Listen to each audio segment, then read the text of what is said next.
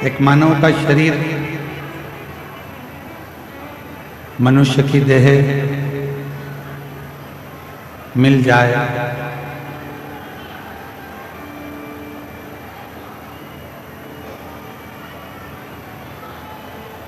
और मानव शरीर प्राप्त हो भी जाए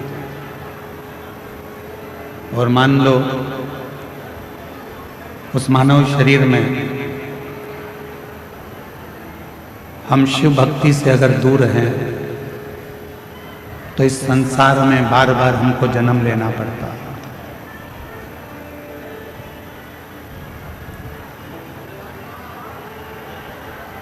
बार बार हमको जन्म लेना पड़ता है। पुनरपि जननम पुनरपि मरणम के इस प्रपंच में हमें पढ़ना पड़ता है। मृत्यु सागर में यदि मानव देह का जन्म मिला है, मनुष्य शरीर मिला है और मानव शरीर यदि प्राप्त हुआ है और उस मानव शरीर में यदि भगवान शिव की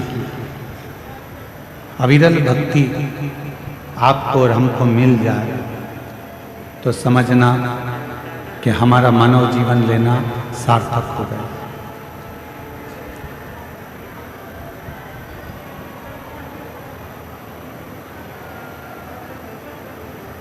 पूरी दुनिया का,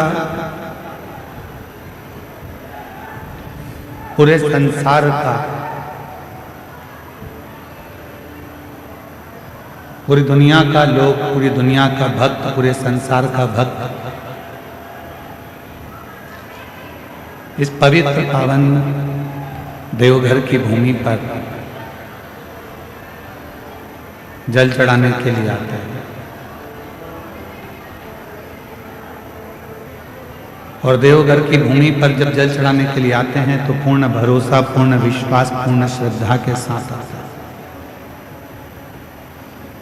कल एक पत्रकार महोदय देवघर के प्रश्न किए कि सुल्तानगंज से जल भरकर लोग देवघर तक आते हैं और लाखों लाखों भक्त रोज शिवजी को जल चढ़ाते हैं। आप उनको किस दृष्टि से देखते हैं?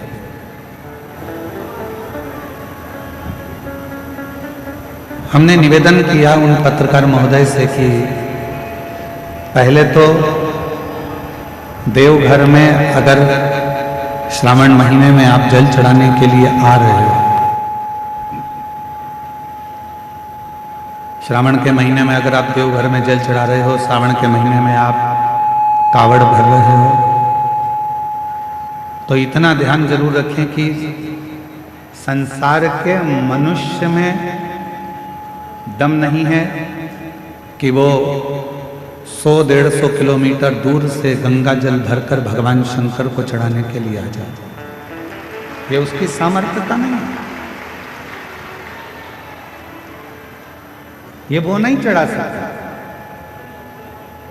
हमको लगता है कि मनुष्य जल चढ़ाने के लिए आया है, पर जब वो गंगा का जल अपने कंधे पर रखकर बोल बम बोलते हुए जब चलता है तो वो मनुष्य नहीं रहता, 33 कोटि देवता स्वयं गंगा का जल लेकर बाबा को चढ़ाने के लिए।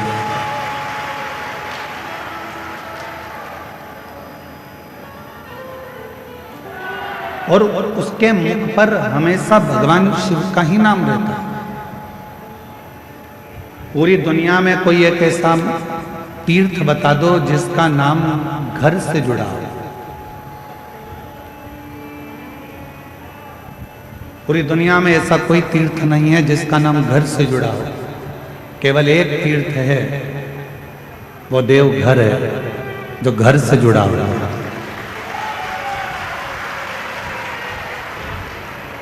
और इस स्थान का नाम भी भगवान शंकर का धाम है, भगवान शिव का धाम है, तो यहाँ का नाम तो बाबा घर होना था, यहाँ का नाम तो बाबा के नाम पर होना था, पर यहाँ का नाम क्या है? बाबा घर नहीं है। यहाँ क्या नाम है? जम के बोलो, देवघर। देवघर मतलब 33 कोटि देवताओं का यदि कोई घर है तो वो ये देवघर है बाबा का स्थान। ये देवघर की पवित्र धरा।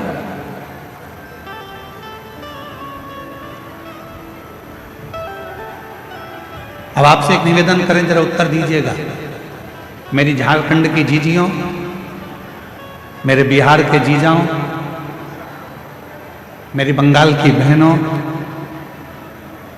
मेरे छत्तीसगढ़ की भांजियों, आज इस जगह पे पूरे प्रदेश, जितने आसपास के प्रदेश हैं, सारे प्रदेश यहाँ आए हुए हैं, इसलिए आप सबको नमन करता हूँ, प्रणाम करता हूँ।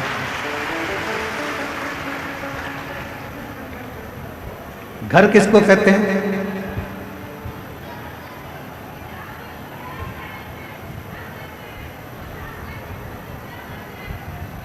शिव महापुराण की कथा कहती है, घर किसको कहते हैं? जहां पर हमारे माता पिता रहते हैं। फिर वो एक किराए का भी मकान है तो वो भी घर कहलाता है। जहां माँ बाप रह रहे हैं, जहां माता पिता रह रहे हैं, उसको घर कहा गया। तो किसी ने इंद्रदेव से पूछा कि इंद्रदेव ये बताओ, गरुण वरुण सारे देवता मिल मिलकर सब देवघर जा रहे हैं, वैद्यनाथ जी की पावन धरा पर जा रहे हैं, ऐसा क्यों? तो कहा वो घर है। किसका घर? तो कहा सारे देवताओं का घर, क्योंकि वहां जगत के माता पिता स्वयं भगवान शिव और सती उस भूमि पर भगवान शंकर पार्वती के साथ विराज हैं। भगवान देवाधिदेव महादेव स्वयं माता सती के साथ विराज हैं। और तेरी कृपा बिना ना हिले एक भी लेते ही श्वास तेरी कृपा से तनु बखान क्या करूं मैं राहों के ढेर का, चपटी भभूत में है खजाना कुबेर का। हे गंगाधर मुक्ति द्वार ओमकार तू, भोले ओमकार तू, आयो शरण तिहारी शंभु तार तार तू। शिव कथा कह रही है। जिस पवित्र धरा पर स्वयं देवता भी आने को तरसते हो, ऐसी धरा पर आप और हम बैठकर शिव महापुराण की कथा का लाभ ले रहे हैं। और ये कथा कोई साधारण नहीं है। आप अपनी बुद्धि में, अपने चित्त से ये निकाल देना कि आप कथा सुनने के लिए गए। आप अपने विवेक से ये निकाल देना कि हम शिव महापुराण की कथा सुनने के लिए देवघर गए।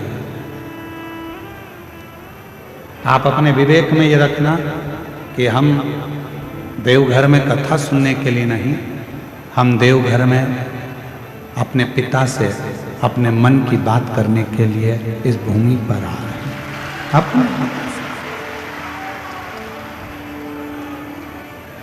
अपने बाप से, अपने पिता से जो बात करना है, हमें यहाँ बैठकर 7 दिवसीय शिव महापुराण की कथा में अपने जीवन को सार्थक बनाने का प्रयास करना।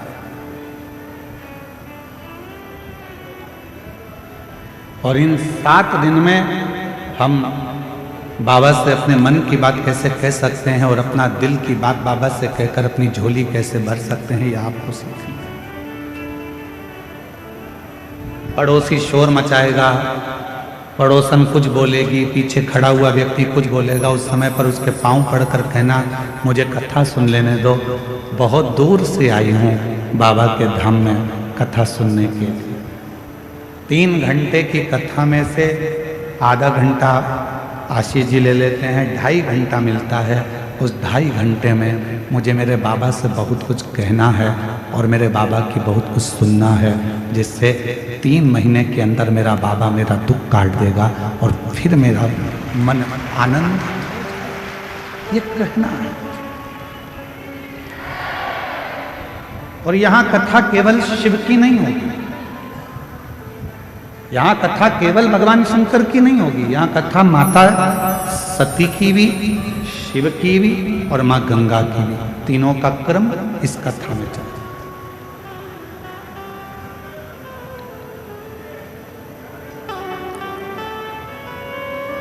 अरे भाई, देवघर भूमि तो वो भूमि है जहां पर वर्णन किया जाता है कि देवघर में बाबा बाबा सब कहे पर माई कहे ना कोई। जो एक बार माई कहे देवघर में वही होई।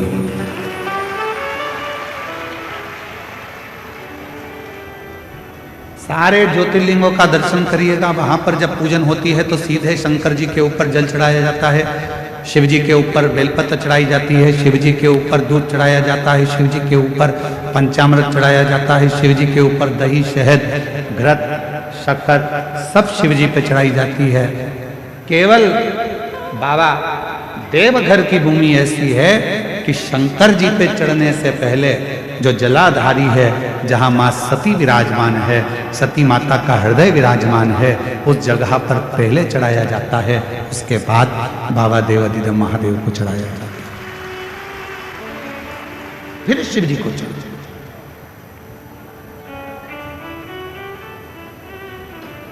फिर भगवान शंकर विराजमान। शिव कथा कर रही है। जन्म लेना एक मनुष्य का कब सार्थक है, जब वो भगवान शंकर के विरल भक्ति में डूबे।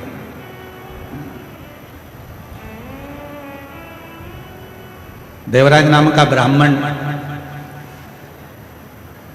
ब्राह्मण के घर में जन्म जरूर ले लिया, पर ब्राह्मण कर्म से दूर रह गए।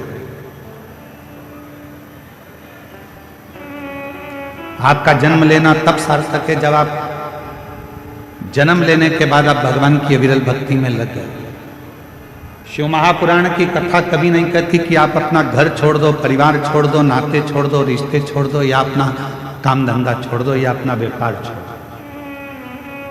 शिव महापुराण की कथा तो हमेशा एक बात कहती है कि अपना कर्म करते रहो, काम करो, व्यापार करो, व्यवसाय करो, नौकरी करो, धंधा करो, बिजनेस करो, सब कुछ करो, अपने परिवार में रहो, कुटुंब में रहो, पर साथ में जितना समय मिल जाए उसमें से थोड़ा सा समय निकालकर भगवान देवाधिदेव महादेव की अविरल भक्ति करते रहो। एक लोटा जल बाबा को चढ़ाते। शिव की अविरल भक्ति को धारण करते रहो। बाबा देवाधिदेव महादेव की अविरल भक्ति को धारण करते।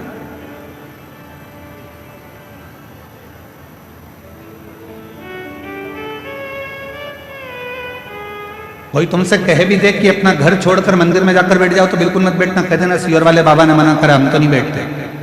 कोई तुमसे कहे कि पूरा घर छोड़कर गंगा जी के घाट पर जाकर बैठ जाओ, बिल्कुल मत बैठना, कह देना महाराज ने मना करा, हम तो नहीं जा सकते। कोई कहे कि तुम बैरागी बन जाओ, कोई कहे तुम सन्यासी बन जाओ, कोई कहे तुम तपस्वी बन जाओ, कोई कहे कि तुम साधक बन जाओ, कह देना हमारे बस की बात नहीं है, क्योंकि हम कलिकाल में जन्म लिए हैं। और इस कलिकाल में हम अगर घर के अंदर रहकर भी भगवान का यदि मुख से 2 क्षण में भी श्री शिवाय नमस्तुभ्यं कह लेंगे तो हमारी मुक्ति निश्चित है। ये शिव महापुराण की कथा है। हमारा मोक्ष निश्चित है।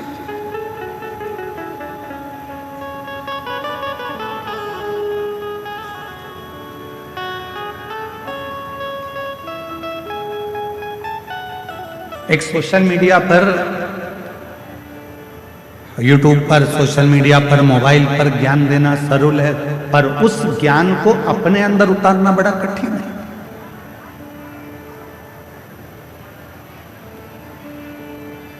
स्वयं की जिंदगी में उतारना बड़ा कठिन है।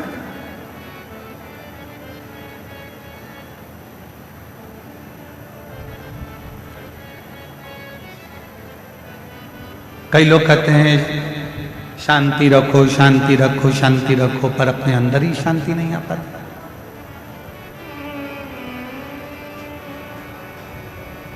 अब यहाँ इतने कथा सुनने के लिए मेरी जीजियां, मेरे जीजा, मेरी बेटियां, बेटा, मेरी माताएं, मेरे बुजुर्ग माता पिता इस पवित्र कथा में आए हैं। 10 तारीख से आप सब ने अपनी अपनी जगह संभाल ली। बोलो सही है कि गलत है? 10 तारीख से जगह संभाली है और 14 तारीख से कथा चालू हो रही है।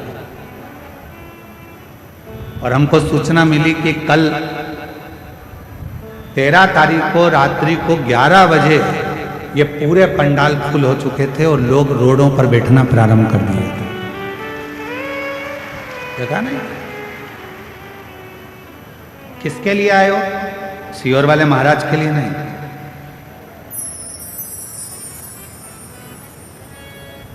आप किसी व्यक्ति और विशेष के लिए नहीं आए। आप आए हो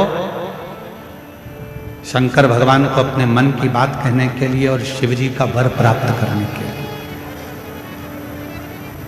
सीहोर वाला महाराज आपको कुछ नहीं देगा। आप गलत फहमी में मत रहना कि सीहोर वाला महाराज आपको कुछ दे देगा, कुछ नहीं। हमारी सामर्थ्यता नहीं है कि हम दे सकें, पर मेरे देवघर वाले बाबा की इतनी सामर्थ्यता है कि दुनिया का सारा सुख आपको दे सके। मेरे भोले बाबा की वो सामर्थ्यता है कि कोई आया खाली नहीं गए।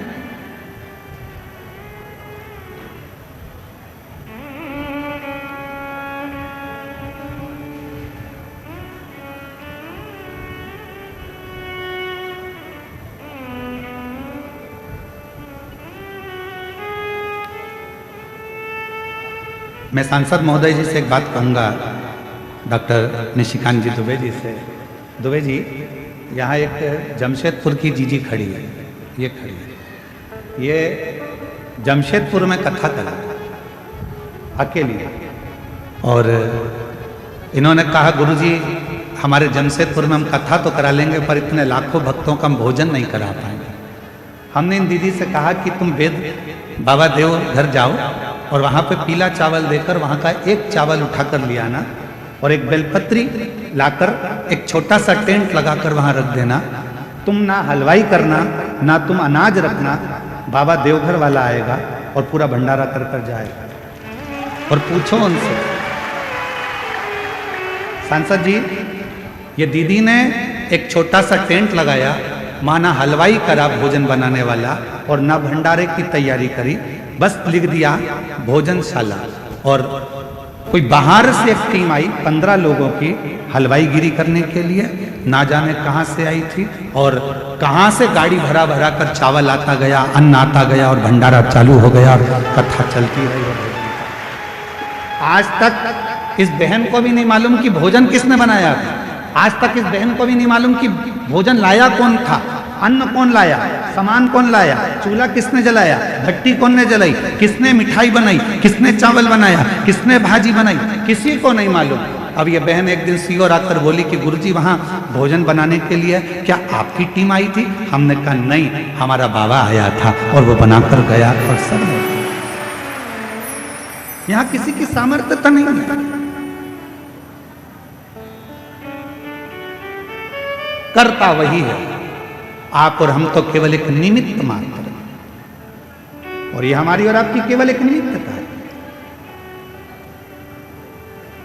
आज हमारे सांसद जी जब आए तो उन्होंने एक ही बात की, गुरुजी हम बाबा की आज्ञा से, देवघर वाले बाबा की आज्ञा से कथा सुनने के लिए एक दिन के लिए हम यहाँ पहुंचे। और अभी आपने माइक पे भी कहा कि 7 दिन कथा चलेगी, मैं कहीं पर भी रहूंगा पर कथा वहां पर रहकर सुनूंगा। अर्थात आप वहां पर रहकर कथा नहीं, हमारे देवघर वाले बाबा आपके साथ रहकर शिव महापुराण की कथा को श्रवण करें। शिव तत्व शंकर की ओघड़दानी की कृपा, ये पुण्यता अपने जीवन प्राप्त तो हो गया मानव का शरीर, पर वो शरीर तो मिल गया, पर वो शरीर का सदुपयोग तो करें हम।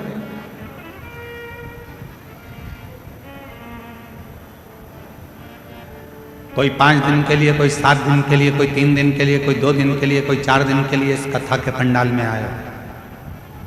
केवल कथा के पंडाल में ना रहकर देवघर बाबा के दर्शन भी करो, कथा भी सुनो, प्रणाम भी करो, नमन भी करो और उससे विनय भी करो। सेवा करने का मौका मिल जाए तो सेवा भी करो।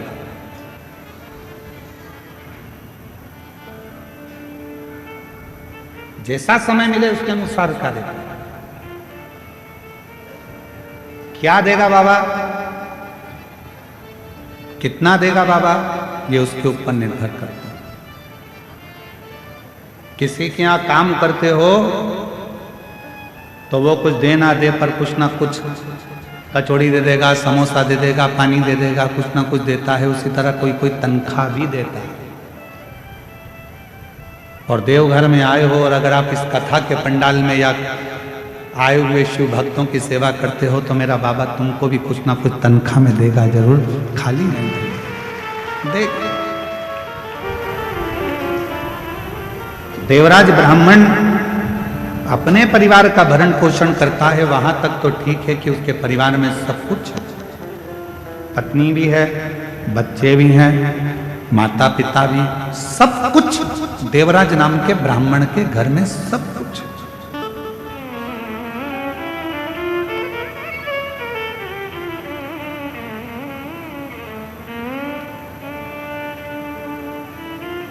पर कोई संगति, एक संगत, अच्छे की संगत मिल गई तो जिंदगी बना देती है और बेकार की संगत मिल गई तो जिंदगी बिगाड़ देती है। एक हमारे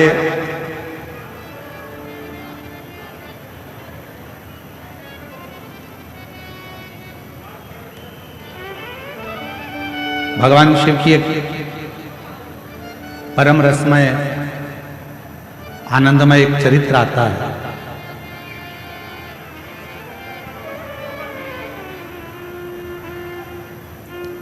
जम्मू कश्मीर में, जम्मू से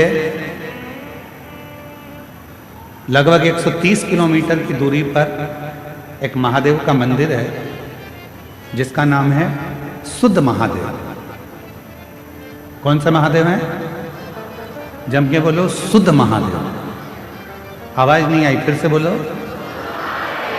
शुद्ध महादेव। जम्मू से लगभग 130 किलोमीटर की दूरी पर विराजमान है शुद्ध महादेव, जम्मू कश्मीर। ये संगत के महादेव, जरा ध्यान दीजिएगा। इस कथा को हम क्यों सुना रहे हैं? क्योंकि संगति का असर क्या होता है। और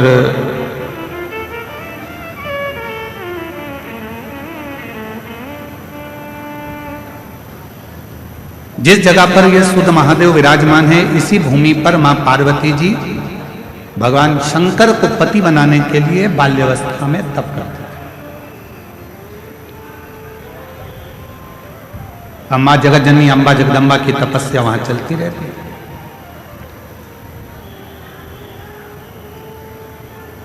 वहां पर एक सुधात नाम का असुर था और वो सुधात नाम का जो असुर था, जब मां जगतजननी तप करती थी तो सुधात उस स्थान पर आता था और मां जगतजननी के तप का दर्शन करता था। वो शिव को नहीं जानता, वो भगवान शंकर का स्मरण नहीं करता, वो ना शिव को जानता था, ना शंकर का भजन करता था, ना शंकर का स्मरण करता था, ना शंकर का मंत्र जाप करता था, ना शंकर जी का गुणगान करता था। वो सुधात असुर केवल जहां पर पार्वती जी बैठकर तप करती थी उस भूमि पर आकर पार्वती जी को देखता।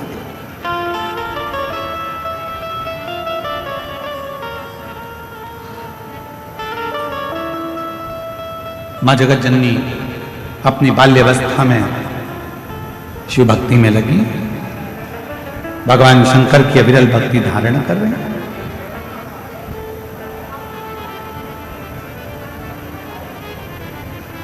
अविरल भक्ति में मां जगतजननी खोई।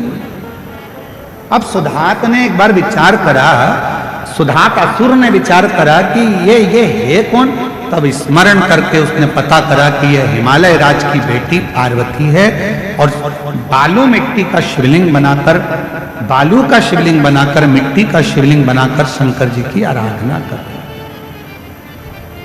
शिव की आराधना, भगवान शंकर की अविरल भक्ति को धारण कर।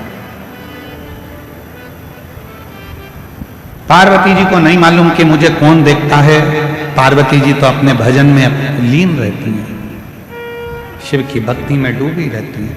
श्री शिवाय नमस्तुभ्यं, श्री शिवाय नमस्तुभ्यं,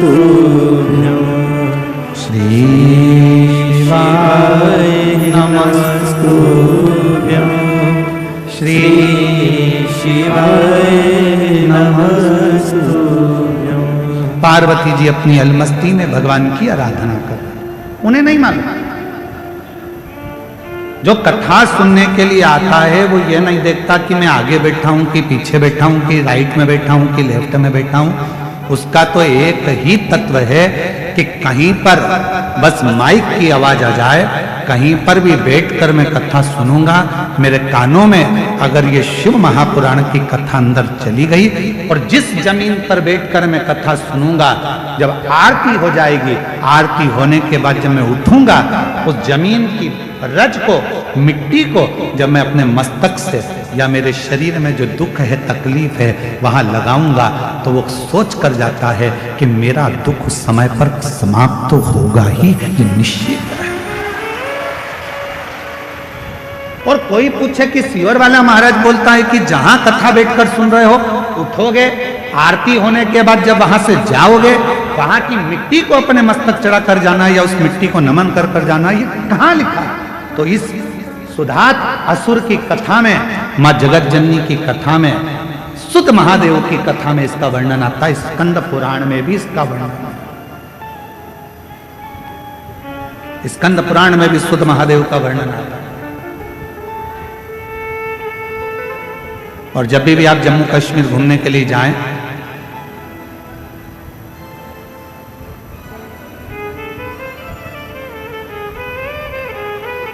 तो सुध महादेव का दर्शन करने जरूर जाएं। जम्मू से 130 किलोमीटर की दूरी सुध महादेव। संगत का असर किसको कहते हैं? जहां बैठकर आप भगवान शंकर के विरल भक्ति को धारण कर रहे हो, जहां बैठकर भगवान शंकर का मंत्र जाप कर रहे हो, जहां बैठकर शिव नाम ले रहे हो, जहां बैठकर भगवान शंकर का गुणगान कर रहे हो, उस मिट्टी की मूलता कितनी है? उस मिट्टी की एक पत्र है, अच्छा है।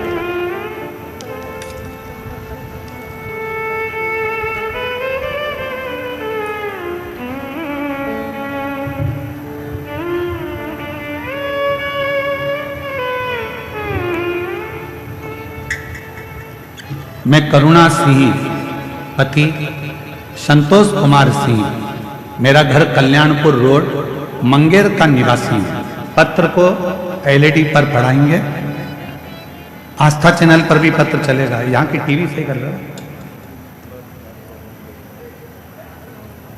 मैं करुणा सिंह, पति संतोष कुमार सिंह, मेरा घर कल्याणपुर रोड, मंगेर का निवासी हूं। गुरुजी, भोले बाबा का मैं क्या बखान करूं, उनकी महिमा का अपरंपार। कहीं बैठी हो तो हाथ हिला सकती हैं। करुणा सिंह, पति संतोष कुमार सिंह, मेरा घर कल्याणपुर रोड, मंगेर का निवासी है। कहीं बैठे हो तो हाथ हिला सकते हैं। आप ही हैं? ऐसा एक बार हाथ हिला। हाँ जी, आ जाइए। एक बेलपत्र ले जाना, आ जाओ। धीरे धीरे आइए साइड से। भोले बाबा की महिमा का मैं क्या गुणगान करूं गुरुदेव? किसी के कहने पर टीवी के पास बैठकर 5 साल से शिव पुराण की कथा सुन रही हूं और 2 कथा पंडाल में जाकर सुनी। एक खगड़िया, दूसरा मधेपुरा के पंडाल में कथा सुनी। गुरुदेव, बाबा से केवल एक ही चीज के लिए जाती थी कि मेरी बेटी बहुत मेहनत कर रही है, उसका गवर्नमेंट जॉब लग जाए। जितने जितने महाराजों को पत्रिका दिखाई, सबने मना कर दिया था कि इसकी सरकारी नौकरी नहीं लगेगी, इसके भाग्य में नौकरी नहीं है। तब मैंने कथा के 5 कथा जब टीवी पर सुनी तो ऐसा सुना कि पंडाल में बैठकर जो मांगा जाता है बाबा उसको देता है। तो मैंने भी विचार करा कि कथा के पंडाल में बेटी के साथ बैठकर कथा सुनूंगी और वहां की मिट्टी को सिर चढ़ाकर विनय करूंगी, और बेटी और हम कथा के पंडाल में बैठकर निवेदन करें। आपने कथा में कहा तक कि अपनी मेहनत को 4 गुना बढ़ाओ, इतना परिश्रम करो कि रात दिन एक कर दो, और फिर आखिरी में शहद बेलपत्र लगाकर शिव को चढ़ाकर चले जाओ। बाबा लाज जरूर रखता है, और वही हुआ। आज बाबा की कृपा से पंडाल में कथा सुनने का फल क्या मिलता है, आज मेरी बेटी का बिहार पुलिस में सिलेक्शन हो गया। मैं बाबा को यहाँ नमन करने के लिए आया। 9 मई 2025 की मेरिट लिस्ट में बाबा ने निकाला, मेरी बेटी का मैं फोटो भी लगा रही हूँ साथ में। शिव की कृपा किसको है, शंकर की उदारता किसको है, शिव तत्व किसको है। और जो जैसी भावना लाया वो ऐसा ही फल पाया, नहीं खालियों से लौटाया, वो मन ही मन हर्षाया। और कर दिया माला काशी वाले ने, लुटा दिया भंडार काशी वाले ने। आप जिस भावना से जो इच्छा रख कर शुद्ध महादेव की कथा कर रहे, सत्संग, अच्छी संगति, बुरी संगति का असर कैसे होता है, संगत का असर कैसे होता है, ये महादेव की कथा बता। पार्वती जी बैठकर भगवान शिव की आराधना करती हैं, साधना करती हैं। और मां पार्वती जी जब भगवान देवाधिदेव महादेव की आराधना साधना कर कर उठ जाती हैं। आज सुधात असुर ने विचार करा, जरा जहां ये लड़की बैठकर, ये कन्या बैठकर आराधना करती है, वहां की मिट्टी को जरा मैं थोड़ा सा लगा कर देखता हूं। उस मिट्टी को लगा कर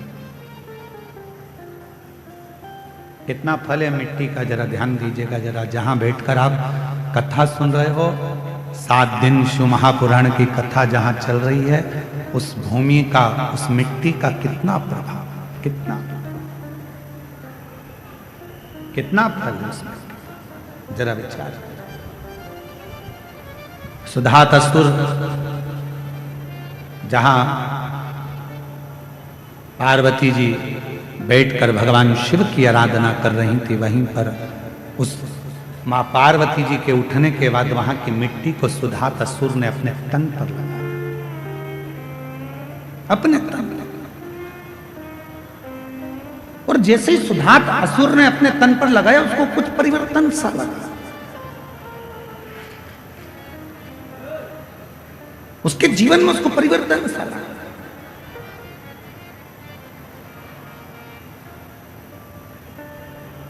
क्या मिलेगा, कैसे मिलेगा, क्या प्राप्त होगा, कब प्राप्त होगा और कैसे प्राप्त होगा, ये शिव जानता है। सुधात असुर ने नियम बना लिया कि अब ये कन्या जब तप कर कर उठेगी, साधना कर कर उठेगी, ये कन्या जब भगवान शंकर का पार्थिव पूजन कर कर उठेगी, तो वहां की मिट्टी को मैं जहां बैठूंगा वहां रखूंगा, जहां सोऊंगा वहां रखूंगा। और उस मिट्टी का संग उसके जीवन में होने लगा, उस मिट्टी का।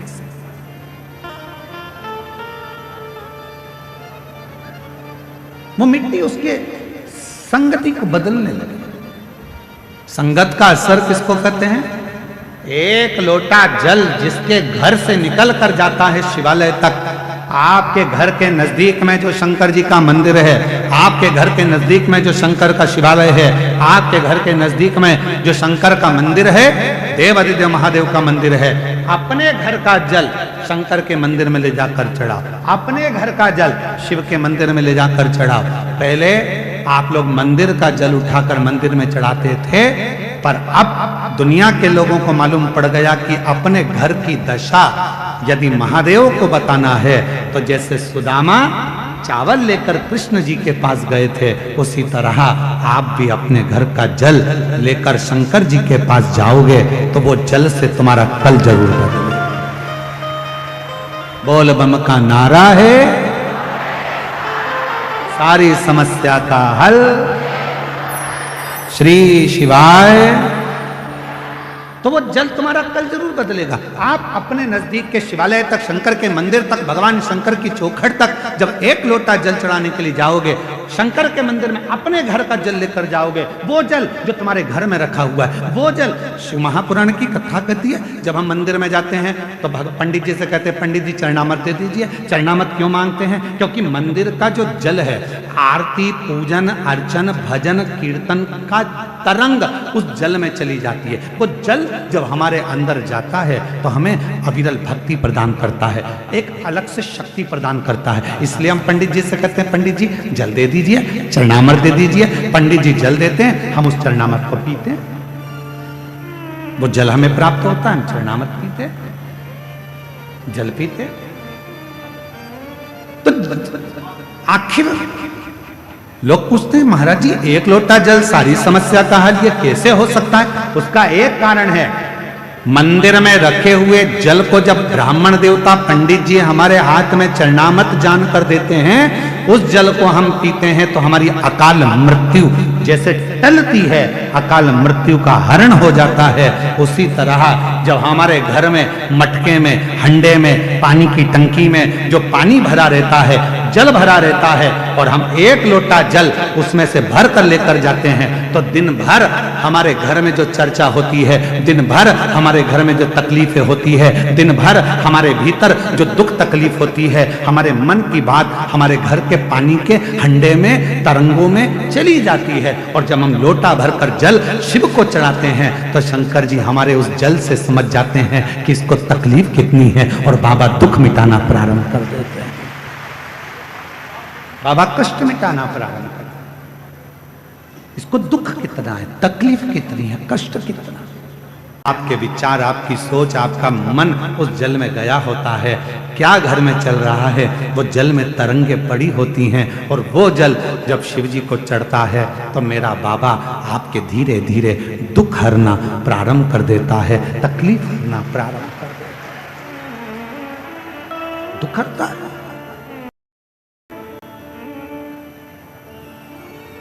कष्ट हरता है।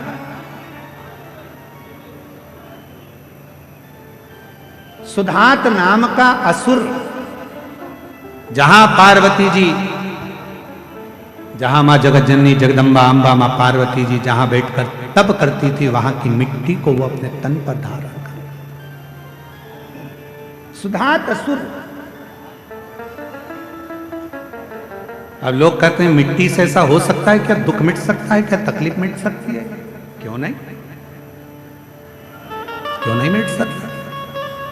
एक असुर जो देवताओं को परेशान कर रहा है, एक असुर जो गंधर्वों को परेशान कर रहा है, एक असुर जो अप्सराओं को परेशान कर रहा है, एक असुर जो सबको कष्ट दे रहा है, और केवल मां जगत जननी के उठने के बाद उस मिट्टी को वो अपने तन पर धारण कर लेता है, तो उसकी जिंदगी में इतना बदलाव हो जाता है कि वो शंकर की भक्ति की ओर जुड़ता चले जाता है। लोटा जल देवाधिदेव महादेव को चढ़ाने के लिए निकलता है, घर के अंदर से एक लोटा जल निकलकर जब शंकर के मंदिर में जाता है, उसी समय पर 3 दोष उसके घर के समाप्त हो जाते हैं।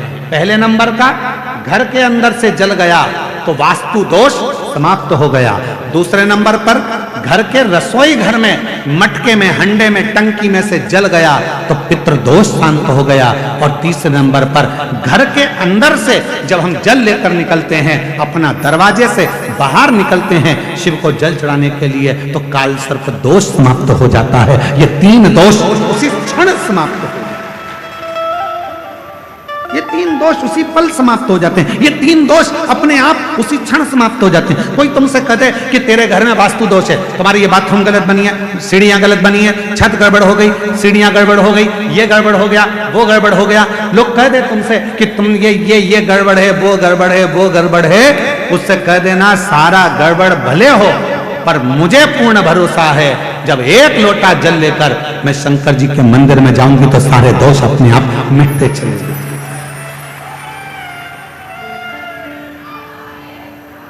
ये सारे दुख मेरे समाप्त होंगे, तकलीफें समाप्त होगी, कष्ट मिटेगा।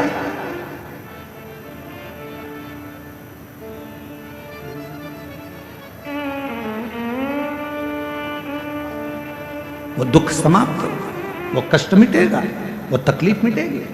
जब हम जाएंगे भगवान की शरणागति में, शिव के चरणों की ओर, भगवान शंकर की आ जाओ शरणागति की ओर, तो वो दुख मिटेगा। भगवान शंकर उस कष्ट को मिटाएंगे।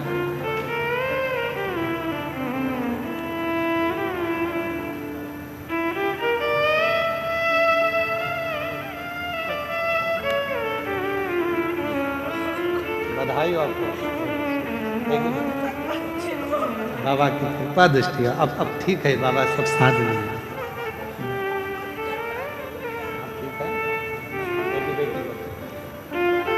एक बार जोरदार ताली बजाओ। बेटी की सरकारी नौकरी लगी है। पति का पांव की हड्डियां चूर चूर हो गई थी, डॉक्टर ने ऑपरेशन का भी मना कर दिया था कि ये पांव कभी ठीक नहीं होगा, पर देवाधिदेव महादेव की कृपा से आज चलकर यहां तक आए हैं। एक बार जोरदार ताली बजाकर साथ। शिव तत्व शंभु क्या नहीं कर सकता। आप शिव से एक संबंध जोड़ने का प्रयास करिए। शिव से, भगवान देवाधिदेव महादेव से एक संबंध जोड़ने का प्रयास करिए। अभी उनका नाम नहीं जानते, तो हम जैसे ही शाम को नीचे आए, पत्रकारों की वार्ता थी, तो उस समय पर उन्होंने प्रश्न किया, क्यों गुरुजी कलयुग में भी क्या शंकर भगवान आते हैं? तो हमने उनसे कहा वो गए नहीं तो आने का काम क्या? जो ऑलरेडी है तो उसको आना नहीं पड़ता। तो कल उन्होंने एक प्रश्न छेड़ दिया, तो हमारे मन में आया कि उनके मन में कहीं बात ना रह जाए, तो हम उनको एक बात कहेंगे, देखो कलयुग में शिव कैसे आते हैं। झांसी के पास में मौरानीपुर है। चतुर्वेदी जी, तुम्हारी झांसी के पास में मौरानीपुर है। हम कभी नहीं गए वहां, और जब नैमिषारण्य जा रहे थे तो तुम्हारी झांसी से निकल कर गए थे, तो अन्न जरूर पाया था तुम्हारे यहाँ का। तो झांसी के पास में मौरानीपुर है। हमने कल्याण में ये पढ़ा है। कल्याण के अंक में हम आपको उस कल्याण अंक का नंबर भी देंगे कि कौन से अंक में हमने पढ़ा। कल्याण में हमने ये पढ़ा, गीता प्रेस गोरखपुर के, कि मौरानीपुर में, झांसी के पास मौरानीपुर है, मौरानीपुर में एक नारायण नाम का एक व्यक्ति ने उस लेख को कल्याण के अंक में लिखवाया। उसमें वर्णन किया कि मेरे दादाजी अनाज का काम करते थे, और उस अनाज को लेकर हाथरस में बेचने के लिए जाते थे। हाथरस में उनका एक दादाजी का मित्र बन गया था, जिसका नाम था हीरालाल। और हीरालाल के ना तो पत्नी थी ना बेटा था। परिवार के लोग केवल उससे काम कराते थे। वो कमाई का एक स्रोत बन चुका था। अवस्था ढलती जा रही थी। परिवार के लोगों ने उसको पूछना बंद कर दिया था। एक दिन नारायण के दादाजी जब अनाज बेचने के लिए मौरानीपुर से हाथरस गए, तो हीरालाल से मिले, तो हीरालाल का चेहरा उतरा हुआ था। तो कहा, सेठ जी आपका चेहरा उतरा हुआ है? हाँ, मेरा कोई है नहीं, बहुत तकलीफ है। मेरे रिश्तेदार भोजन भी देते हैं तो ताना सुनाते हैं, धन के मीत हैं सारे, करूं क्या? हीरालाल जी से नारायण के दादाजी ने कहा कि आप मेरे साथ चलो, मौरानीपुर में रहना, मेरे बेटा बहू अच्छे हैं, मुझे भी भोजन देते हैं तो तुम्हें भी भोजन देंगे। हीरालाल व्यापारी के कहने पर, नारायण के दादाजी के कहने पर मौरानीपुर आ गए। ये कलयुग की कथा है। इसी कलयुग की कथा, बहुत पुरानी नहीं, बहुत नई कथा। हजारों वर्ष पुरानी नहीं है, 500 वर्ष पुरानी नहीं है। ये कथा मात्र 300 वर्ष पुरानी, मात्र हीरालाल को लेकर आ गए। हीरालाल अपना सामान ले आया, पैसे ले आया, उसको बहुत सम्मान देने लगे। हीरालाल हीरालाल उसको लोग सब घर के जितने भी परिवार के लोग थे दद्दाजी दद्दाजी दद्दाजी दद्दाजी कहते और उसको सम्मान। हीरालाल के पास में जो पैसा था, आधे पैसे का तो हीरालाल ने नारायण की माता जी के जेवर बनवा दिए और आधे पैसे का हीरालाल ने एक मंदिर बनवा दिया शंकर जी का, क्योंकि वो शिव की आराधना करता था, शंकर का उपासक था, शिव भक्ति का। अब एक दिन अवस्था चलते चलते चलते चलते हीरालाल की आंखें चली गई और हीरालाल को दिखना बंद हो गया। घर के लोगों ने कहा, दद्दाजी प्रयागराज में मेला भराया है माघ का, आप नहीं चलोगे? दद्दाजी बोले, मेरी आंख से तो दिखता नहीं है, मुझे तो एक काम करो, शंकर जी के मंदिर में छोड़ दो, मैं शिव जी को लोटा भर के जल चढ़ाता रहूंगा, तुम आ जाना और फिर मुझको भोजन दे देना, सुबह जाओगे रात को तो आ ही जाओगे प्रयाग से, ठीक है? नारायण के माता पिता दादा सब चल दिए प्रयागराज। प्रयागराज से आते आते उनको याद आया, दद्दा तो शंकर के मंदिर में बैठे होंगे, भूखे होंगे, चलो जल्दी नारायण जाओ दद्दा का हाथ पकड़ कर लाओ। नारायण दद्दा का हाथ पकड़ने के लिए जैसे ही जा रहे थे, दद्दा को देखा नारायण ने कि दद्दा की आंखों पर एक पट्टी बंधी हुई है, आंखों पर पट्टी है। नारायण ने पूछा, दद्दा तुम्हारी आंखों पर पट्टी कैसे आई? दद्दा ने कहा, लाला शंकर जी के मंदिर से मैं आ रहा था, तब एक व्यक्ति सामने आकर खड़ा हो गया, मैं उसको देखा तो नहीं क्योंकि मेरी आंखें नहीं थी, दिखता नहीं था। वो मुझसे कह रहा था, बाबा कहां से आ रहे हो? मैंने कहा शंकर जी के मंदिर से दर्शन कर कर आ रहा हूं। वो बहुत तेज हंसा, हंसकर उसने कहा, दद्दा तुम्हें दिखता तो है नहीं, फिर शंकर जी के मंदिर में क्यों गए? दद्दा कहते हैं कि मैंने उस व्यक्ति से कहा कि मुझे नहीं दिखता तो क्या हुआ, मेरे महादेव को 3-3 आंखों से दिखता तो मेरे बाबा को तो दिखता। दद्दा तुम्हारी आंखें नहीं है? नहीं। दद्दा तुम्हारी आंखों का इलाज करवाया? हाँ, सारे डॉक्टरों को दिखाया पर आराम नहीं लगा, सबने कह दिया तुम्हारी आंखें कभी नहीं आएगी। इतने में उस व्यक्ति ने कहा, दद्दा मैं बहुत बड़ा वेद हूं, तुम कहो तो तुम्हारी आंखों का इलाज कर सकता हूं, पर उसमें इलाज करने में लगभग 5 दिन लगेंगे। मैं तुम्हारी आंखों पर आज थोड़ा सा मल्लम लगाकर पट्टी बांध देता हूं और 5वें दिन मैं तुम्हारी आंख को खोलकर उसका ऑपरेशन करवा दूंगा, अगर तुम चाहो तो। दद्दा कहने लगे, अच्छी बात है, लगा दो मल्लम। मल्लम लगाया, पट्टी बांधी। नारायण बेटा उस व्यक्ति ने पट्टी बांधकर चले गया। अब वो 5 दिन बाद आएगा, पट्टी खोलेगा, ऑपरेशन करवाएगा, जब तक बंधी रखना। नारायण ने हाथ पकड़ा, दद्दा को ले गए अपने घर। 5 दिन निकल गए, पट्टी बांधने वाला नहीं आया। 6 दिन निकल गए, पट्टी बांधने वाला नहीं आया। 9 दिन निकल गए, पट्टी बांधने वाला नहीं आया। 10वें दिन तो दद्दा को गुस्सा आ गया, ना जाने कौन मुझे पगला बना गया, आंख में बांध गया पट्टी, पहले से तो नहीं थी आंख, ऊपर से बांधी पट्टी। अब इसको कब तक बांधे फिरूं? आज तो पट्टी खोल कर रहूंगा। और दद्दा ने दोनों हाथों से शंकर के मंदिर में बैठकर जो पट्टी खोली तो दद्दा की आंखों से शिवलिंग का दिखना प्रारंभ हो गया। दद्दा की आंख से शंकर का स्वरूप दिख रहा था। बेटा नारायण जल्दी आ, अरे मेरे मित्र को ला, मेरी आंखों से दिखना प्रारंभ हो गया। दद्दा आप तो कह रहे थे पट्टी बांधने वाले ने कहा है कि 5 दिन बाद आएगा, पट्टी खोलेगा, डॉक्टर के यहाँ लेकर जाकर ऑपरेशन कराएगा, तब तुम्हारी आंखों से दिखेगा। मुझे नहीं मालूम वो पट्टी बांधने वाला कौन था, मुझे नहीं मालूम मल्लम लगाने वाला कौन था, मुझे नहीं मालूम मेरी बुझी हुई रोशनी को दिखाने वाला कौन था। मैं नहीं जानता, मैं नहीं पहचान, कौन जानता? मेरी जीजियों, मेरे जीजाओं, मेरी बेटियों, बेटाओं, मेरी माताओं, मेरे बुजुर्ग माता पिता तुल्य आप विराजमान हो, आपसे निवेदन करता हूं ये मत सोचना कि आप कथा में आए हो, ये मत सोचना कि आप शिव महापुराण की कथा में पहुंचे हो, ये मत सोचना कि बाबा के देवघर में आप आए हो। आप किसी के घर में जाकर बता दो, नहीं जा सकते। पड़ोसी के घर में घुसकर बता दो, नहीं घुस सकते। जब तक पड़ोसी की आज्ञा ना हो तब तक तुम पड़ोसी के घर में नहीं जाते। मेहमान के घर की आज्ञा ना हो तब तक मेहमान के घर में नहीं जाते। उसी तरह देवघर में भगवान शंकर का घर है, उसकी आज्ञा के बिना तुम देवघर भी नहीं आ सकते।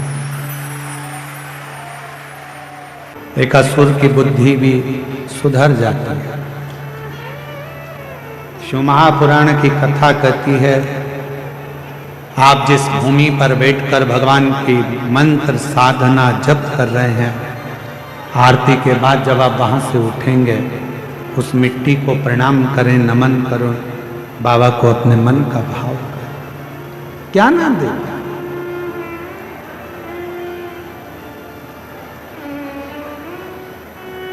सुधात असुर छुपकर मां पार्वती जी के उस तप साधना का दर्शन करता,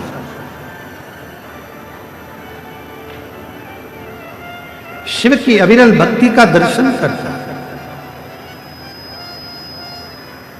कभी कभी प्रयास करा करो, जब एकांत में कोई शंकर का शिवलिंग मिले, एकांत में अगर कहीं आप कहीं जा रहे हो और एकांत में शिव का शिवलिंग मिले, तो उस शिवलिंग का, एकांत में जो शंकर का शिवलिंग मिलता है, उसके सम्मुख में बैठकर आप कुछ साधना करा। 2 मिनट बैठकर श्री शिवाय नमस्तुभ्यं,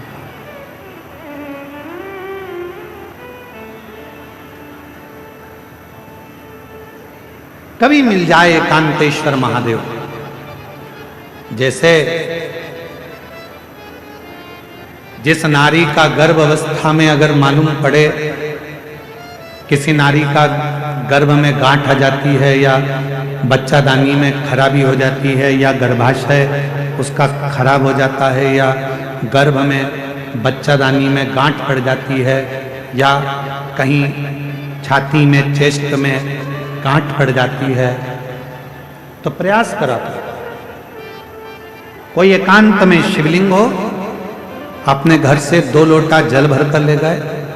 जब घर से लोटा भरकर जल लेकर जाओ तो घड़े पर घड़ा रखो, अर्थात जैसे एक घड़ा है, उस घड़े पर दूसरा, मतलब एक लोटे पर दूसरा लोटा भरकर लेकर जाना। 5 दुर्वा, 5 बेलपत्र, 5 चावल के दाने, 5 कनेर के पुष्प, जो एकांत में शिवलिंग होता है वहां लेकर जाना चाहिए। पहले बाबा को, जो तुमने 2 कलश जल लिया है, उस 2 कलश को, 2 लोटे को एक के ऊपर एक रखकर, अपना हाथ रखकर बाबा को अपने मन की कामना कर कर कि बाबा, मेरे ये गर्भाशय में, मेरी बच्चादानी में या मेरे शरीर में गांठ पड़ गई है, बाबा इसको समाप्त कर दो। विनय कर कर, निवेदन कर कर कुंदकेश्वर महादेव का नाम लेकर एकांतेश्वर महादेव पर दोनों जल की धार एक साथ चढ़ा, और बाद में जो दुर्वा लेकर गए हो 5, वो शिव जी को समर्पित करें। बेलपत्र भगवान शंकर को समर्पित करें, कनेर के पुष्प शिव जी को समर्पित करें। मन की कामना कर कर कनेर के पुष्प को शिवलिंग पे से उठाकर मां जगतजननी जगदम्बा अंबा का जो स्थान है, ये शिवलिंग शंकर जी का स्थान है।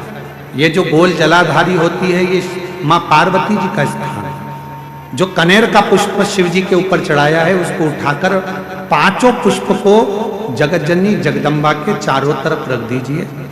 दुर्वा को उतारकर अशोक सुंदरी वाली जगह पर रख दीजिए, और बेलपत्र को अपनी हथेली में रखकर शिव जी से प्रार्थना करो कि मेरे गर्भाशय में या मेरे शरीर में यहाँ गांठ है, बाबा इसे गला लो। विनती कर कर दुर्वा को उठा लो, चावल के दाने वहीं चढ़ा के रख दो शिवलिंग के ऊपर, और दुर्वा बेलपत्र लेकर घर आ जाओ। 5 दिन तक सुबह एक दुर्वा, शाम के समय बेलपत्र प्रदोष काल में चबा चबा कर खाना प्रारंभ करो। 5 दिन के बाद 15 दिन इंतजार कर कर वापिस जांच कराओ, धीरे धीरे गठान गलना प्रारंभ हो जाए। गांठ गलेगी। डॉक्टर का इलाज साथ में चलने दो, जांचें चलने दो, जो इलाज चल रहा है उसको चलने दो। पर अगर कहीं किसी नारी को गर्भाशय में, बच्चादानी में अगर कोई खराबी हो जाती है या गर्भाशय में हो जाती है या कहीं गांठ पड़ जाती है तो वो शिव की आराधना करे, साधना। शिव शिव एक पत्र है, अच्छा है, देखिए।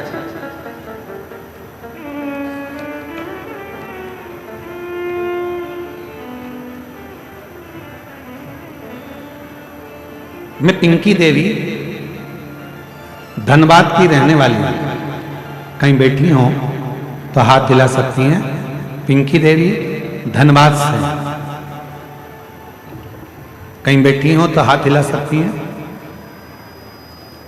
और यदि आई हो तो एक बेलपत्र लेने के लिए आ सकती हैं। पिंकी देवी, मैं धनबाद की रहने वाली हूं। पत्र को एलईडी पर आप लोग पढ़ सकते हैं। मेरी शादी 2006 में हुआ था। उसके बाद मेरी कोई संतान नहीं हुई, तो मैंने इलाज करवाना शुरू किया। सभी डॉक्टरों का इलाज करवाया पर कोई फल नजर नहीं आया। आखिरी में टेस्ट पे भी करवाया तो भी संतान का सुख नहीं आया। किसी ने कहा कि मेरा गर्भाशय बेकार है, कोई कहता है कि संतान नहीं होगी।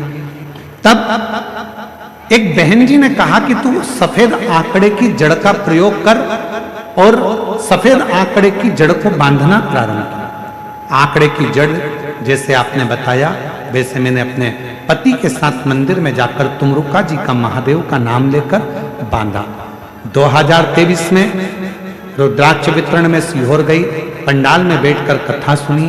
पंडाल की मिट्टी को अपने गर्भ पर लगा लेती। बाबा कई साल हो गए, 19 साल से संतान का सुख नहीं है, बाबा औलाद दीजिए। पंडाल की मिट्टी को गर्भ पर लगाती, कंकर शंकर का पूजन करती, झोली फैलाकर बाबा से वर मांगती, बाबा को विनय करती। आज मैं बाबा को धन्यवाद देने के लिए आई हूं कि बाबा की कृपा से 19 साल के बाद 13 मई 2025 को मेरे यहां संतान की प्राप्ति हुई। 19 वर्ष। एक पत्र और अच्छा है, वो भी हम पढ़ते हैं।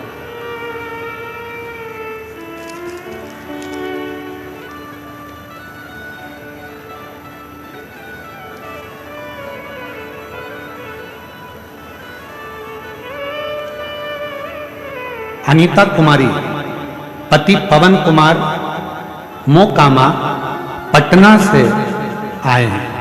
कहीं बैठे हो, पटना के रहने वाले हैं। कहीं बैठे हो तो हाथ हिला सकते हैं।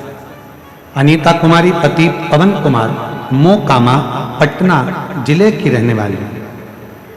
कहीं बैठी हो तो बेलपत्र लेने के लिए इधर बैठे हैं। हाँ, आ जाओ माँ, आ जाओ, आ जाइए। पटना जिले से आए।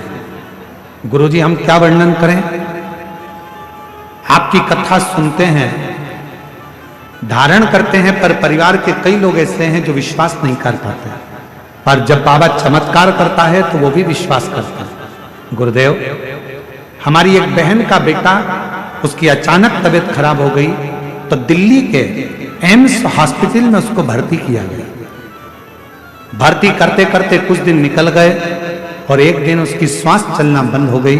डॉक्टर ने कह दिया अब ये नहीं है, इसकी बॉडी को ले जा सकते हो।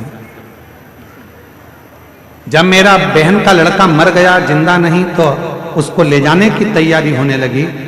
मेरी बहन के यहां से रोते हुए फोन आया कि मेरा एक ही लड़का था, वो मर गया। मैंने उसी समय आश्चर्य में कहा कि ऐसा हो ही नहीं सकता। तू सबसे पहले बॉडी को लेकर मत जा, एक काम कर, अगर एम्स हॉस्पिटल के पास में कहीं शंकर जी का मंदिर हो, वहां जल चढ़ा दे, एक बेलपत्री उसकी छाती पर रख दे और उसके मुंह में थोड़ा सा पानी दे दे। डॉक्टर नहीं देने देंगे, तो कह देना गंगा जल है, तू लेकर तो जा। मेरी बहन का पति दौड़कर शंकर के मंदिर में जो बिस्लेरी की बोतल थी पानी की, उसको ले जाकर शिव पर चढ़ाकर वो पानी झेल लाया और बेलपत्र लाकर उसके शरीर पर रख दिया जिसके अंदर प्राण नहीं थे। गुरुदेव मुख को खोलकर जल डाला और मां ने जब बहुत तेज छाती पर दबाव देकर उस बेलपत्री को दबाया, तब बेटे की एकदम श्वास आ गई और श्वास आने पर बेटा एकदम हिचकी भरने लगा। गुरुदेव बाबा का मैं क्या गुणगान करूं, जल पिलाने से बेलपत्र रखने से आज मेरी बहन का बेटा जिसको मृत घोषित कर दिया था वो जीवित है और बाबा को नमन करने के लिए हम लोग बाबा को प्रणाम करते। और तेरी कृपा का क्या है भरोसा, कब किस पर हो जाए, जरा सी हम पर कर दो, जरा सी हम पर कर दो। तेरी कृपा का क्या है भरोसा, कब किस पर हो जाए, जरा सी हम पर कर। एक लाइन अच्छी लिखी है, ये बहन जी ने जो पटना से आई हैं, इन्होंने एक लाइन लिखी है कि लुटा दिया भंडार काशी वाले ने, लुटा दिया भंडार देवघर वाले ने, कर दिया माला मान काशी वाले ने, लुटा दिया भंडार काशी वाले। एक पत्र और बड़ा सुंदर है। मैं मंजू देवी, मेरा मोबाइल नंबर ये है, मैं लखीसराय की निवासी हूं। मेरा मोबाइल नंबर ये है, कहीं बैठी हो तो हाथ हिला सकती हैं। मंजू देवी मोबाइल नंबर मेरा ये है, लखीसराय की निवासी हूँ। कहीं बैठी हो तो हाथ हिला सकती हैं, दिख रही हैं? हाँ दिखाओ, ठीक है माँ, आ जाओ माँ, आ जाइए। एक बेलपत्र लगाइए। लखीसराय की निवासी हूँ। गुरुदेव बहुत परेशान थी, मेरा बेटा का नौकरी नहीं लग रहा था। मेरी एक बेटी है जिसको 14 साल हो गए तो औलाद नहीं हो रही थी, और मेरी एक और बेटी है जिसकी कोई जॉब नौकरी नहीं थी। गुरुदेव एक बहन जी ने कहा कि तुम शिव के मंदिर जाया करो, एक लोटा जल चढ़ाया करो, वो सियोर वाला बाबा कथा करता है, उसकी कथा सुना। तब आपकी कथा पहली बार सुना। गुरुदेव आपकी कथा जमशेदपुर हुआ। मैं अपने एक बेटा एक बेटी को लेकर कथा पंडाल में पहुंच गई। बाबा से विनय करा, बाबा इनकी नौकरी नहीं, परेशान बहुत हो, कुछ खाने पीने का भी नहीं, बड़ी तकलीफ की जिंदगी जी रही, बाबा कुछ कृपा करो। आज बाबा को मैं धन्यवाद देने के लिए आई हूं। मेरी बेटी जो हिम्मत हार चुकी थी, एग्जाम नहीं दे रही थी, आपकी कथा सुनने के बाद उसने एग्जाम देना प्रारंभ करा, और बाबा की कृपा से आज मेरी बेटी का सिलेक्शन भगवान शिव की कृपा से शिक्षा वर्ग में हो गया। मैं बाबा को धन्यवाद देने के लिए आई। गुरुदेव मैं बाबा को धन्यवाद देती हूँ। मेरा बेटा आप पर भरोसा नहीं करता था, पहली बार कथा के पंडाल में बैठकर कथा सुना, और बाबा की कृपा से आज मेरे बेटे का सरकारी नौकरी रेलवे में लग गई है। मैं बाबा को प्रणाम करने आई हूँ। जिन दो बेटा बेटी को लेकर कथा में आई थी, दोनों की नौकरी लग गई, और बाबा मेरी एक बेटी जिसके यहाँ 12 साल तक संतान नहीं थी, बाबा की कृपा से उसका भी गर्भ ठहरा। मैं बाबा को प्रणाम करने के लिए यहाँ। कोई जल्दी बनता है, कोई लेट बनता है, शिव को जल चढ़ाने वाला एक दिन सेठ जरूर बनता है। एक लूटा जल सारी समस्या का हल। शिव को अपने दिल की, उसकी रज, उसकी मिट्टी, उसका बेलपत्र, उसके तन की भस्म, ये हमारे जीवन को सुख देते हैं, सुख।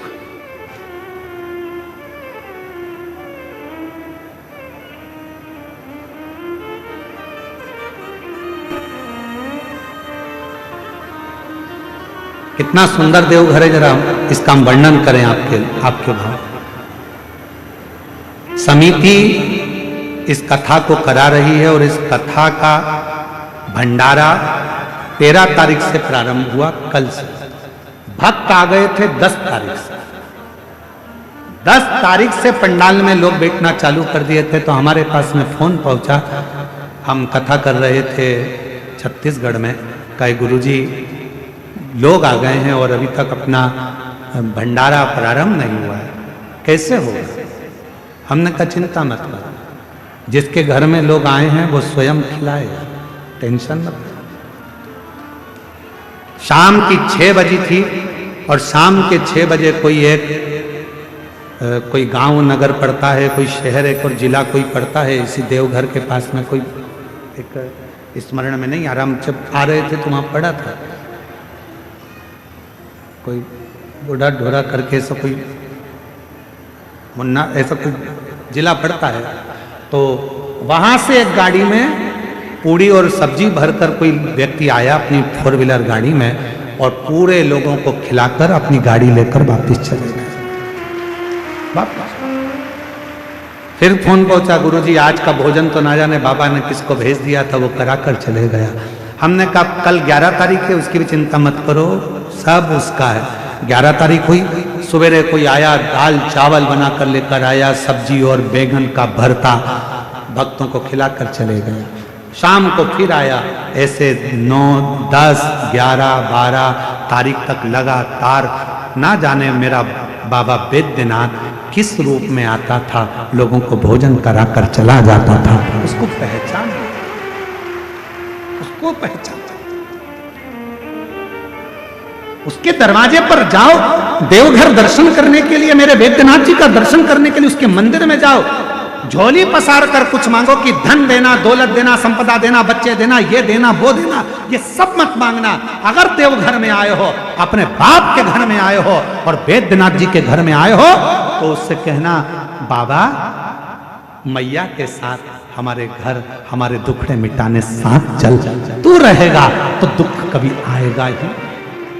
तू है, अगर तू है तो दुख नहीं आएगा। अरे देना हो तो दीजिए, जन्म जन्म का साथ, देना हो तो दीजिए, जन्म जन्म का साथ, मेरे सिर पर रख दो बाबा अपने ये दोनों हाथ। 19 साल के बाद हुआ है, एक बार जोरदार ताली बजा।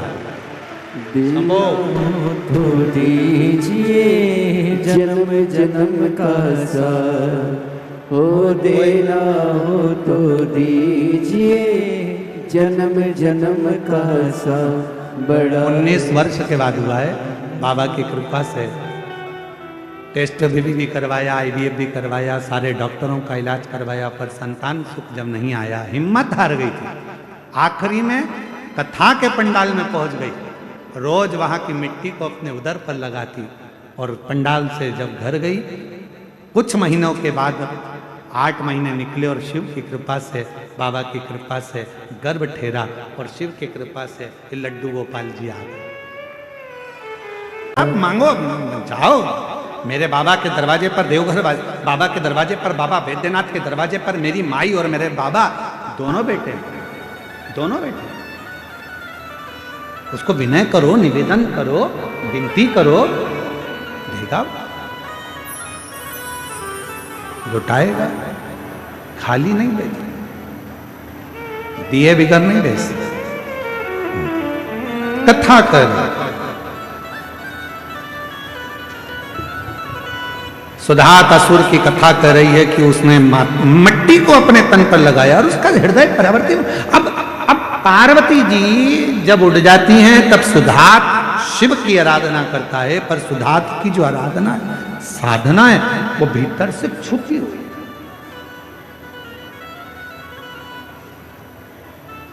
छुपी हुई। कभी माता पार्वती जी ने सुधात असुर को नहीं देखा। आज मेरी जगत जननी जगदम्बा अम्बा जब शंकर भगवान के शिवलिंग की पूजन कर कर उठकर जा रही थी, उसी समय पर एक वृक्ष के डाली में छुपा हुआ उस असुर को देखा तो मां एकदम चीख, एकदम चीख।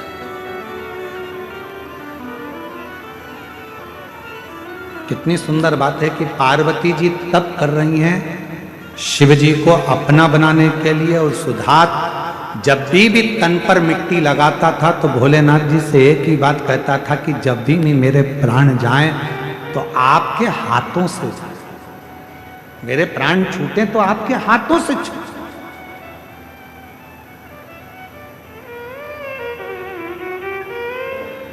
आप कृपा करो, आप दया करो।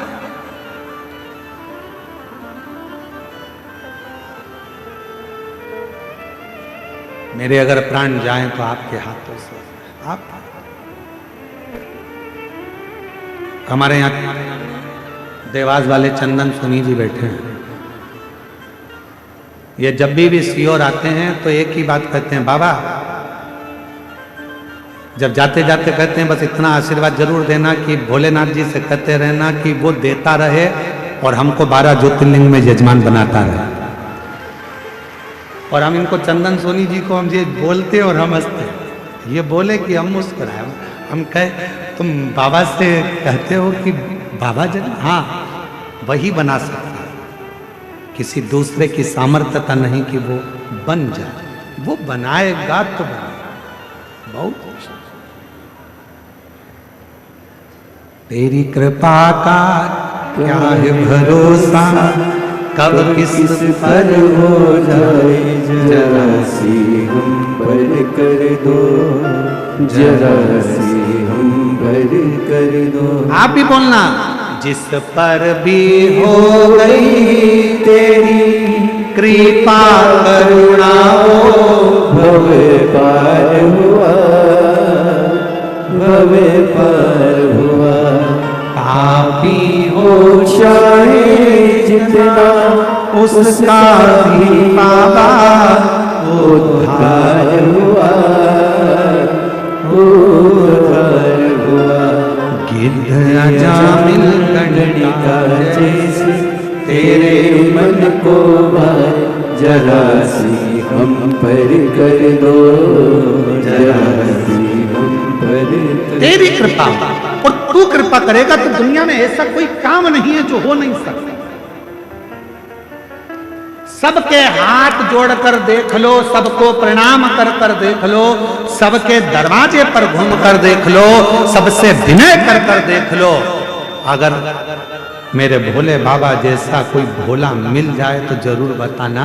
इतना सरल, इतना सहज, इतना सरल, इतना सहज, उसे ना 56 भोग चाहिए, ना लड्डू पेड़ा चाहिए, उसे ना तुम्हारा दिखावा न चाहिए और ना उसको आडंबर चाहिए। उसको तो केवल एक लोटा जल देकर प्रसन्न किया जा सकता है। एक लोटा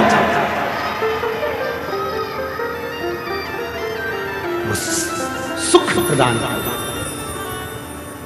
सुधात नाम का असुर मानता था, बाबा मुझे कुछ नहीं चाहिए, ये मिट्टी में अपने तन पर लगा रहा हूं, बस इतना कृपा करना कि मेरे प्राण आपके हाथ के द्वारा छूटे, क्योंकि आप अगर प्राणों को मेरे छोड़ोगे तो मैं असुर होकर, राक्षस होकर प्रेत नहीं बनूंगा, मैं मरूंगा तो आपके धाम जाऊंगा। वही शिव ने कृपा करी। पार्वती जी ने जैसे सुधात असुर को पहली बार देखा, भयंकर रूप था, पार्वती जी घबरा गई। घबरा कर उनके मुख से आवाज निकली, एकदम चीख पड़ी। जैसी चीखी, शिव जी को लगा कि कोई पार्वती पर हमला कर दिया। शंकर जी ने त्रिशूल फेंक दिया, जो त्रिशूल गया वो सुधात असुर के हृदय को लग गया। सुधात असुर के शरीर पर जैसे ही त्रिशूल लगा, सुधात के प्राण छूटने वाले थे। इतनी देर में सुधात ने आवाज लगा दी, हार हार। और जैसे ही सुधात ने आवाज लगाई, महादेव वहां प्रकट हो गए। तुम कौन हो?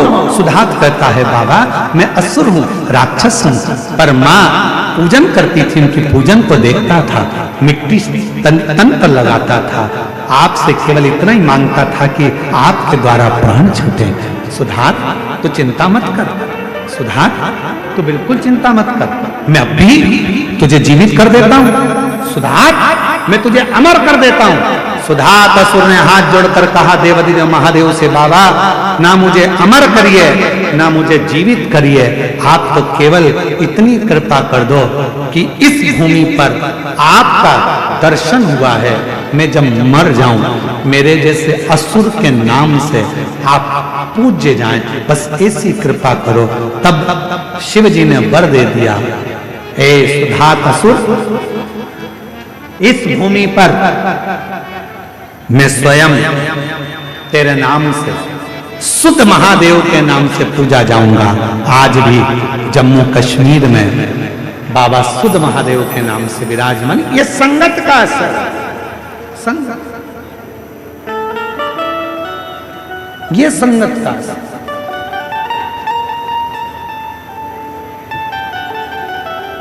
कितना फर्क पड़ता है संगत का, जरा देखिए। देवराज नाम के ब्राह्मण की संगत गड़बड़ हो गई थी। था ब्राह्मण कुल में जन्म लिया, पर संगत गलत हो गई थी, इसलिए प्रेत योनि में पड़ता पर बच गया। माँ ने जो एक लोटा जल चढ़ाया था उसका पुण्य मिल गया। और देवराज चोरी का धन लेकर शिव मंदिर में पहुंचा, शंकर के मंदिर में चोरी का धन लेकर बैठ गया। शिव पुराण कानों में पड़ गई। बेलपत्र के वृक्ष के नीचे प्राण छूट गए। और वही देवराज भगवान शंकर के धाम जाता है नंदी पर बैठकर। नंदी वो देव, एक बिंदु नाम का ब्राह्मण जिसकी धर्म पत्नी का नाम चंचुला था,